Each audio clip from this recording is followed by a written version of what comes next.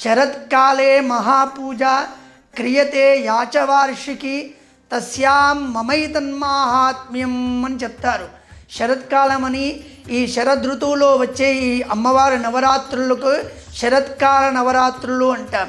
అమ్మవారికి చాలా ఇష్టమైన పని ఏంటి అంటే శరత్కాలంలో చండీ సప్తశతి పారాయణం చేయడం. ఈ 9 రోజులు కూడా ప్రతిరోజు పారాయణం చేస్తూ చివరి రోజున హోమం చేయించినట్టయితే మనకున్న రోగబాధలు కానీ, రుణ బాధలు కానీ, మానసిక ఇబ్బందులు కానీ అన్నీ కూడా ఒకటే టాబ్లెట్ వేసుకుంటే శరీరంలో ఉన్న రోగాలు ఎలా పోతాయో ఒక చండీ సప్తశతి పారాయణం చేస్తే మనకు ఐహికంగా ఆముష్మికంగా ప్రతి చోట కూడా మనకు కావలసినవన్నీ కూడా అమ్మవారి ఇస్తుందంట. దుఃఖాలు అనేవి మన దరికి చేరకుండా అమ్మవారిని ప్రార్థించుకుందాం.